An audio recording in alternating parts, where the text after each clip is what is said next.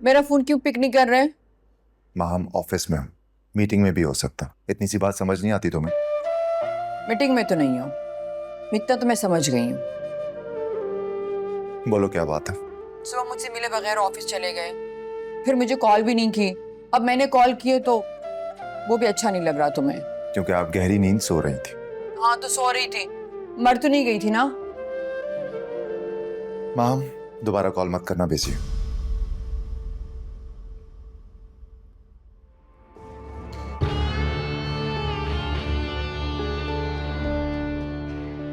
इसमें तो कोई चीज असर नहीं कर रही है, क्या करूं?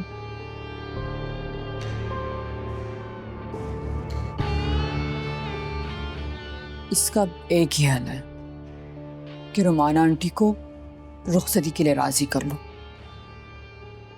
और इसके लिए मुझे अम्मी से बात करनी होगी। मर्द के दिमाग को फिरते देर नहीं लगती। ऐसा ना हो कि जारून को गुस्सा आ जाए, वो उल्टा सीधा कुछ कर बैठे। ये तुम क्या कह रही हो? माँ हम मुसलसल जारून के बर्दाश्त का इम्तिहान ले रही है, और कल जो हरकत की है वो तो इंतहा थी।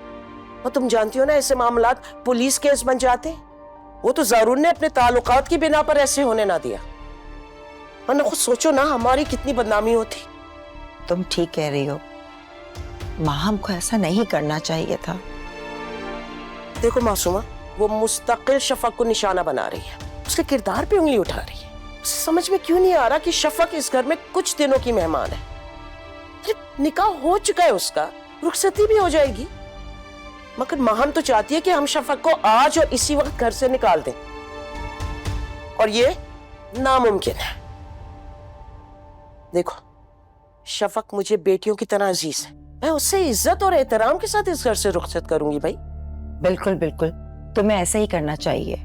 तुम फिक्र नहीं करो, मैं माहम को समझाऊंगी। अच्छी तरह से समझा दो उसे, कहीं उसके इल्जाम को जारून अपनी जिद ना बना ले और घर से बेजार होकर कहीं और सुकून ढूंढने ना निकल जाए। अम्मी आप कब आई? मुझे बताया तक नहीं। आपको भी मेरी फिक्र नहीं है? अरे माँ बेटा, मैं तुम्हारे पास ही आ रही थी। चलो आओ तुम्हारे कमरे में बैठते हैं। हाँ